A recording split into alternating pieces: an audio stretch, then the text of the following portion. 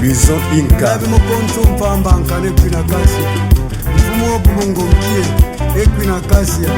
Merci beaucoup bande ko batali ya mission ba mfumu balobi to libino botondi na ndenge bozuli bakuto petaka ko lande mission la bino bolingaka ba mfumu balobi. Ba mfumu balobi ya mokolo alelo to ko beta na bino masolo ebele. Ya mboto fungola masoma biso apoko alelo to kanisi awa tozali bongo na un centre ya hôpital de référence générale ya Mama Yemo o balobaka na bokuse hôpital à monene oyo ya ville province ya Kinshasa à l'état ezali awa hôpital général de référence de Kinshasa ex Mama Yemo awa tozali na bamfumu ibale tozali na fumu le prince coutumier Okoko ya province ya Maniema yepe a représenter tozali pe na chef na biso Léon ya province ya Kwilu na bango mibale bautaki kosola masolo ya kotia loboko pote Kinshasa pe etombama epi hôpital ya Mama Yemo ezala bien bautaki na audience na médecin directeur ya Mama Yemo na yango wana maloba na bango nde tokoyeba importance ya rendez-vous na bango na médecin directeur lelo chef to bandepa na yo le prince coutumier mbote mingi na sepeli mingi journaliste Papa Léon, na présenté que na côté la émission yo pozali moko ba mfumu ya province ya Kwilu mbote na yo. Mbote mingi papa journaliste. Merci papa le prince coutumier yebisa biso importance ya masomo bino na médecin directeur ezalaki boni. Ya solo merci mingi ezali bongo lokolo lobi sima njoko bamona kapakasa te bamona hata shimbiriki te njoko na biso oyo tosali makambo lelo tukutanga nanu kombo ya Félix Tshisekedi Tshilombo oyo azali chef de l'état ndiye njoko na biso tozomona yende apesi ndingisa na oyo de docteur Divengi Jean-Paul pona nini andi makuyamba biso bango na mama Dafe Lumumba yango wana directement toza kopesa bango nanu merci na kuyamba biso to sepelaki nini ayamba biso to yebisa biso oyo tozaki nango yepa aloba biso oyo yazaki nango na mokose yango wana. Merci beaucoup, je crois que yo pe opesi makanti na yo papa Léon ya Kwilu yebisa biso pe importance yango ezalaki boni. Merci mingi papa journaliste pour la parole. Elikitana biso ezalaki na médecin directeur Divandi Nzambe Jean-Paul pona koyeba ndenge nini biso tokoki kotambusa hôpital oyo na musala na ye kotambola ndenge nini longo na bankumu parce que bankumu bazali nde bakonzi ya mabele. Alors totali que non tant to sololi na ye alobi biso aye biso que non hôpital oyo ezali hôpital moko ya monene ko banda liboso bamindele bazali koya kozwa soin wa na ba pays d'Afrique bazoya kozwa soin awa melelo hôpital ekuma na se sengana yawa pona ko relever hôpital na tel misa yango elongo lokula bino boyo kotala ngai bino nde bopambola ngai. Alors yango nde tozwi makanisi wana muto yo azana makanisi vision ya musika ya liboso aza mutakubwaka te. Alors babitumbo ezali koyera kaye l'air union soto wana ezali bambrouillère bazokolinga hôpital nde kufa mais pona docteur na biso médecin directeur Mama Yemo azana vision monene pe ya molayi nde biso toko soutenir ye en tant que bankumu. Merci beaucoup na kosenga na réalisation tant to ko kende boya la kisaka pe ndenge nini rencontre ngo ezalaki na médecin directeur ndenge bayamba ki pe bafumu na ndepe bafumu bakoteki po yamba bango mais importance la plus capitale ya masomo biso bino bozali bato bozali na ville province ya Kinshasa ba teke na baumbu bazali pe bakolo mabele na masomo na bino na médecin directeur eloko nini bobakisa ki pote Mama Yemo ezala ba kinois o balobaka bateke umbu mais bino bolakisi quand même civilité na bino ko représenter pa na fumu médecin directeur importance nango et kozala boni parce que boza vraiment ba autochtone. Merci mingi ya solo et pas la biso tolobaka nga chef bakusu ya territoire Kibombo kuna na Manyema tolobaka oya tie molimo oyo ya bonkoko na zamba akozanga kalititi te akozanga kanzete te kasi awa na Mama Yemo bamfumu bazali o bazali zamba mobimba me matiti ezali te nzete ezali te yango na biso toye pa docteur Divengi ayeba ke bamfumu pe bazana na mayemo awa na basi na mibali bazali o batikela baleki na tata na bango basala mwa mulimbo sala muke na trône na bamboka na bango me ba representant bazali awo yango toye koyebisa ke ya solo biso toye kozala sima na yo oyeba ke bafumu pe bazali awo esika nyonso kokende komite ya bafumu ezala tosunga kayo na makambo na yo nyonso po ete makambo ekende liboso l'hôpital ese kweye ese baby kasi esika bafumu bazali esika ba artiste bazali nzungu ekobebaka te pate ekobebaka te mbele ekobebaka te yango wana mus. Est-ce que bo associé pe bafumu ya ville ya Kinshasa te na masolo mabino? Merci. Lelo toye nanu biso moko nanu po balobete avant yo kende kokota na ndako ya mbanda ya mama na yo kota nanu na ndako oya yo biso moko na fumule yo oyo azali technicien ya makolo uta kalakala oyo akendi komotanga ango na ba pays mususu ye wana azoyoka ngai fumule yo toye na ye nanu biso nyonso tolamba nanu nzungu na biso awa biso moko kasi bateke umbu nde tokobenga bango après tokobenga abango après baya na Lupemba biso toyile lona ndeke yo azalaka aigle Jean-Paul Divengi aigle totiena likolo topesi ye ndeke ya aigle oyo azali na manzaka ya aigle kasi baumbu bateke bakolo mabele bakoya na Lupemba parce que aigle azali nde na likolo kasi lokola Divengi azali kimbangisa aza mosali na nzambe sikoyo bakolo mabele bateke bakoya na pigeon ndeko azali molimo mosantu po pasteur po Divengi azali pasteur fumu kimbangu oyo fumu kimbangu akendeke pa ba chef kutimie kuna na nkamba et pa mfumu mvuti ya groupement Nzundu ko senga po sa l'église na nkamba fumu akafuka maki kimamba afuka maki liboso ba chef kutimie lokola Divengi azawana azali kimbangu yango wana bakoyile molimo mosantu na bakolo mabele kimateli kibala kozalawa na leka kozalawa fumu buma akozala hawa sumurikia groupement mbudi akozala hawa bakoyela ye siku Lupemba na cadre ya bopasela basimuki mbangu po bafumu wana ya matekengo basimu bakimangiste bazali yango na pasteur Divengi na bengi pasteur Divengi médecin directeur il faut ba koyamba ye batekengo ba na Lupemba na pigeon alikina aigle akoya na fungula na mnoko na ye. Merci beaucoup Matondo mingi tokanisi wana bozui penda na monene nyonso ya rencontre ya médecin directeur mama Emo et pas wapi ayambaki bafumu mais pona kozwa pe bokanisi to makanisi ya chef Léon fumu Kwilu oya yuko za boni yambo ya kwa associer bateke na kati ya maso mabino ya kwa associer bateke na kati ya mabele na biso lokola moninga nanga asili koloba chef coutumier azalaka moko bazaka mibale te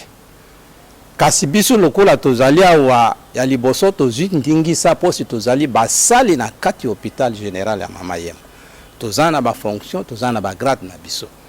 alors biso tokoki kotika médecin directeur na biso ndenge wana te il faut to appuyer ye totia ye na liboso biso nde tolanda sima na ndenge na wutu koyebisa ye ke non bayi bazalaki koya bawutaki ndenge na ndenge oyo bakomeka lisusu c'est pas ya médecin directeur ya sika bako vivre bango moko po biso ba chef coutumier tozo sala na kati ya mama Yemo tolo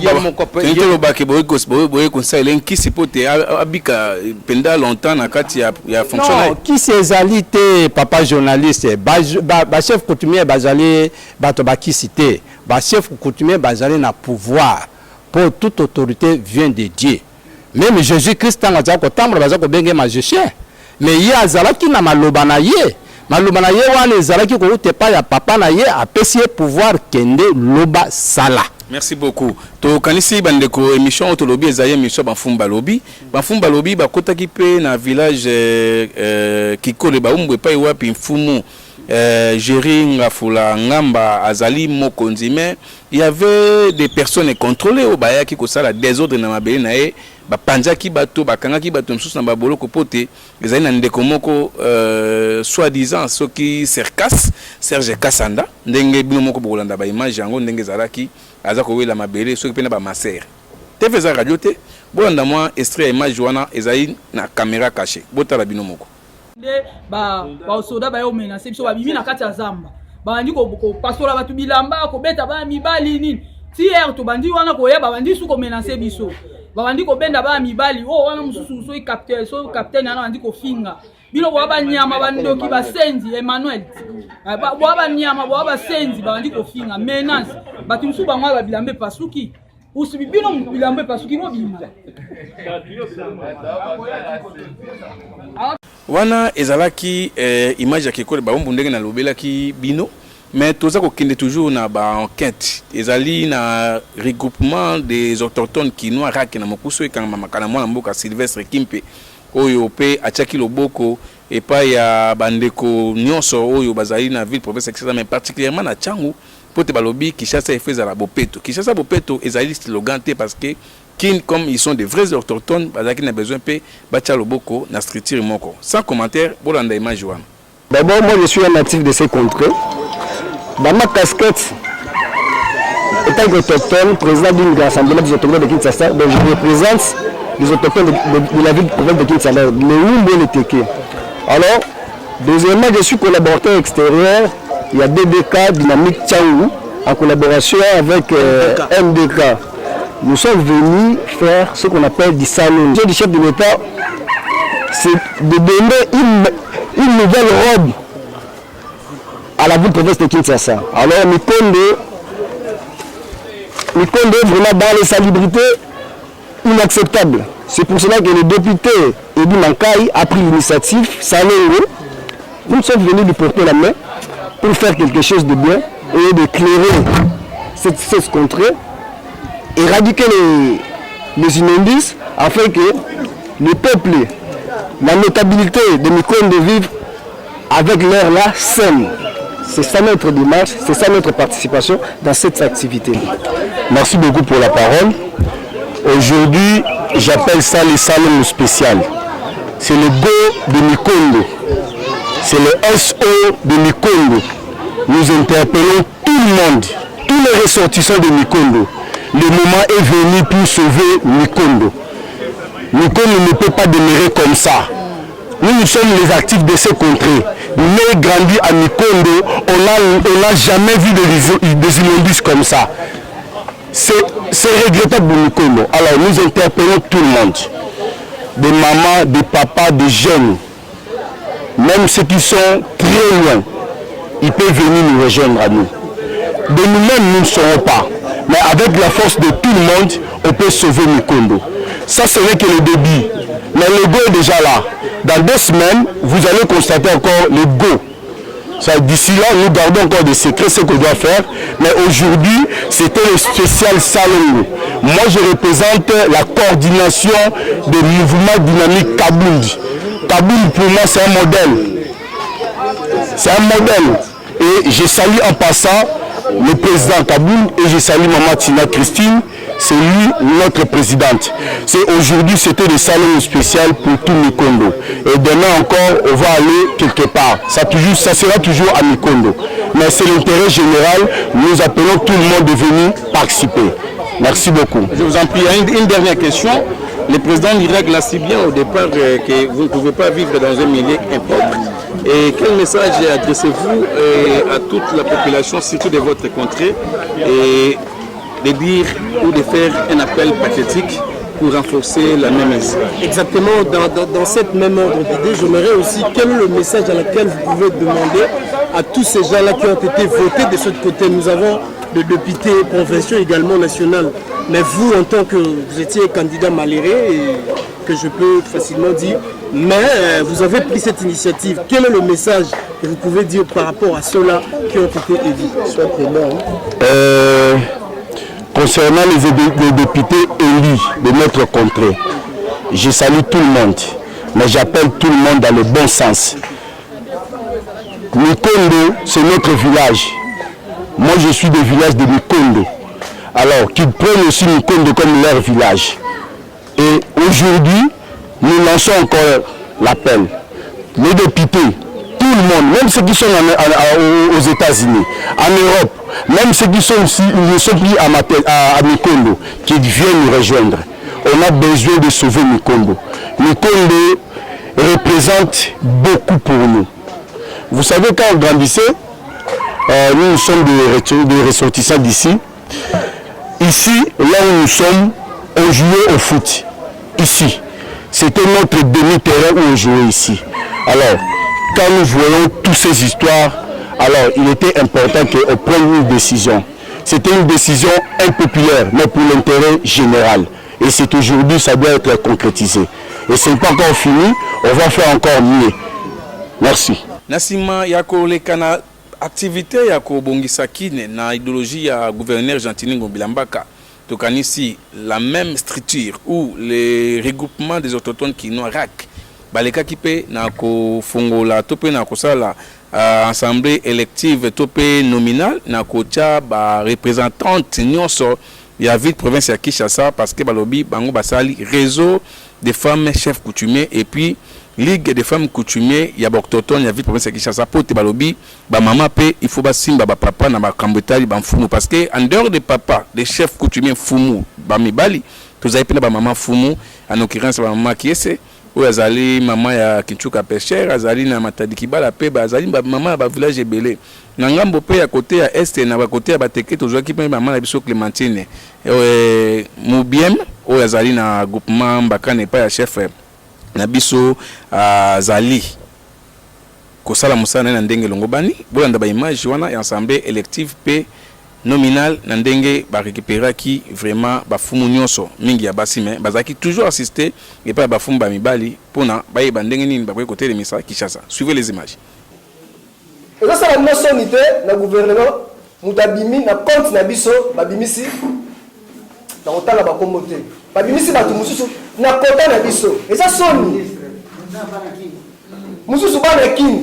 est-ce que aspect la ba na kin ezande mona aspect puisque a besoin de docteur ba kono loko et là on a biso la personne na aspect pour la kombo ba na kin yoka li solo ya RAC nde na ya vraiment au fond du cœur donc loko soko linyango to soutenir angote ndenge ndeko auti koloba kuna eza likambo ya malamu oyo RAC ezwaki idée ya malamu tango bazwa initiative oyo nga na yaka ko soutenir bango na sepela ki na pe présence nanga soki na ye awa pour na sepela ki na eloko yango mais problème moto za nango grave ezali problème ya mentalité RAC ezokomisa moto chef coutumier te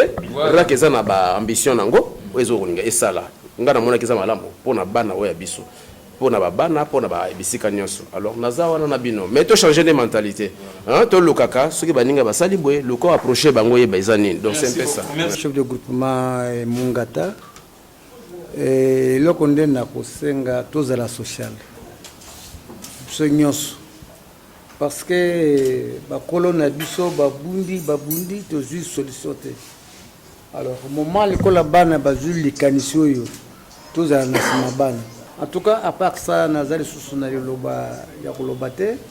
na remercier Nzambe ndenge avanisi biso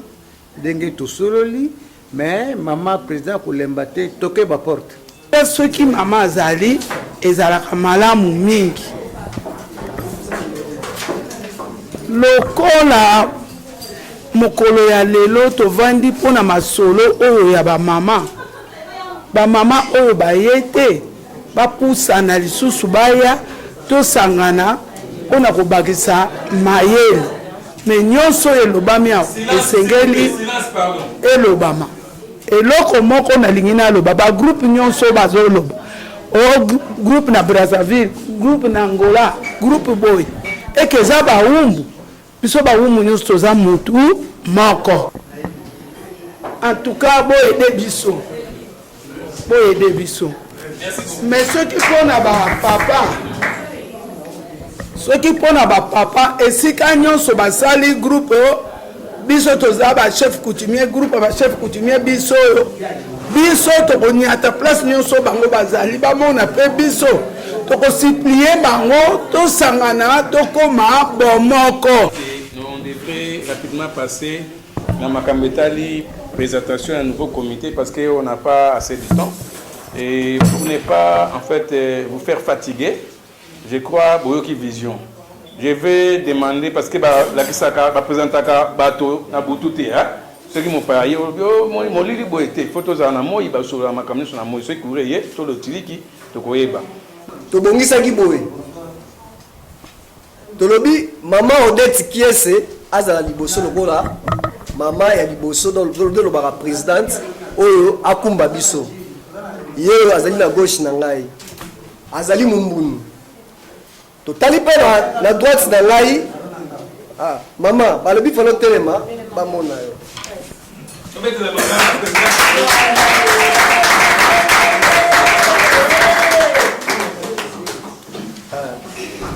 na droite na ngai pe nazali na mama Clémentine Mbieme ya village Mbieme na groupement Munga Mbangana mama telema bamona yo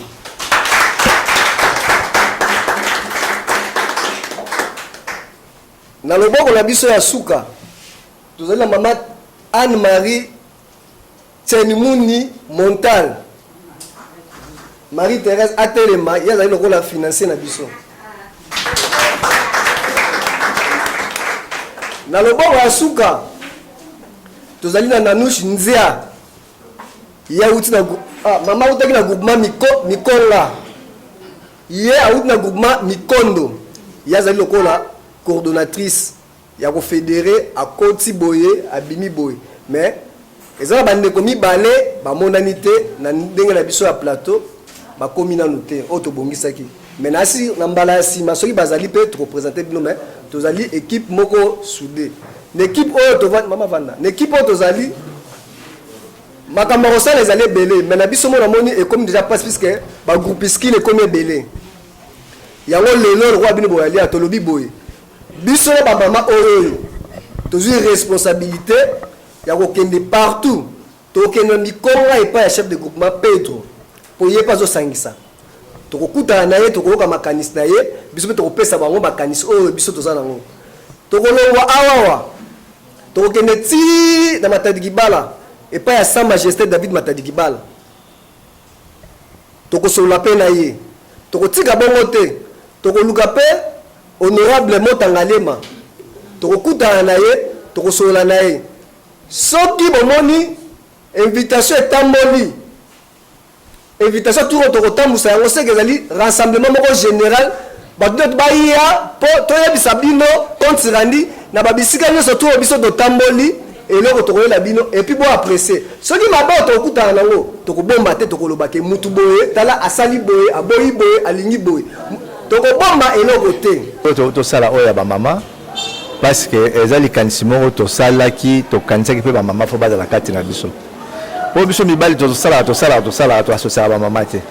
ya tomonaki bamama fo bazala parce que bamama mpe baka makanisi omoni ndenge tosololi wana omoni bamama babandi ya kopesa baide ya malamu babandi kokorige biso tosala bango babandi kokorige yango wana topesa bango chance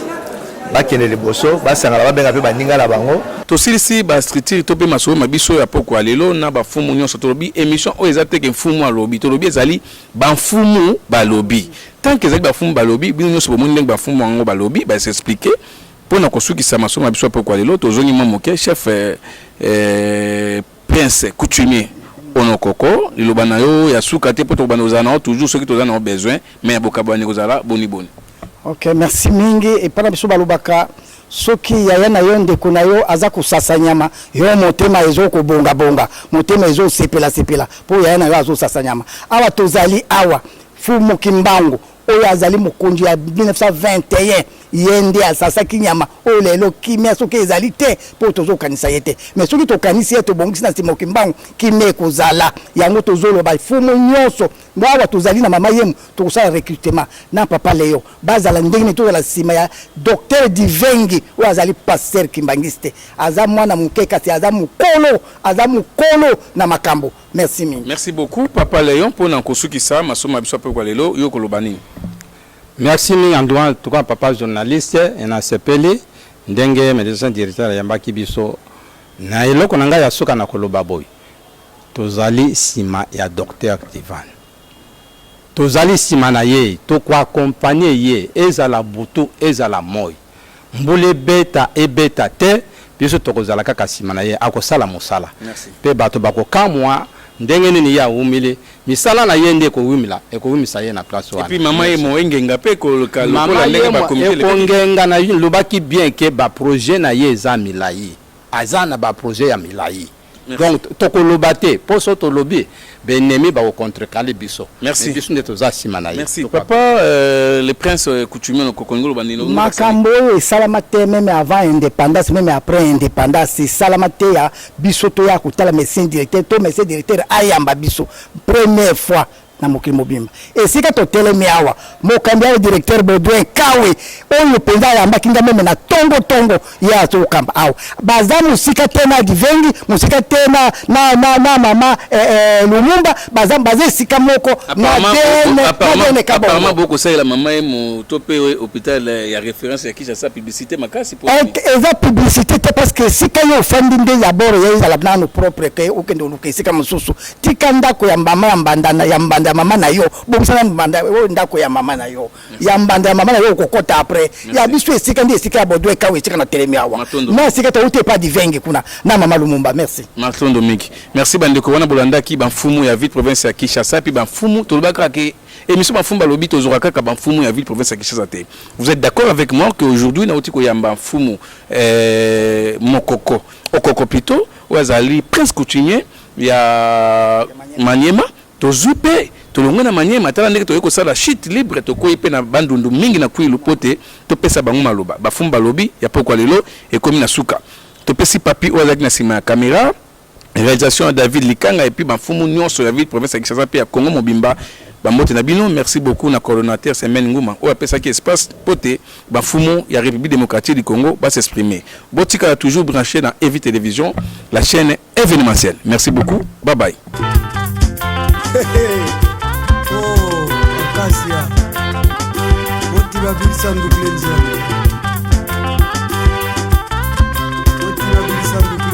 Akasia Limokulu Banbango Luison Inca Limokonto Pambanka Nekwina Akasia Mfumo Bubongo Mkie Ekwina Akasia Malgue Monkarenta Malgue Momala Motiva Bilsandu Klenjia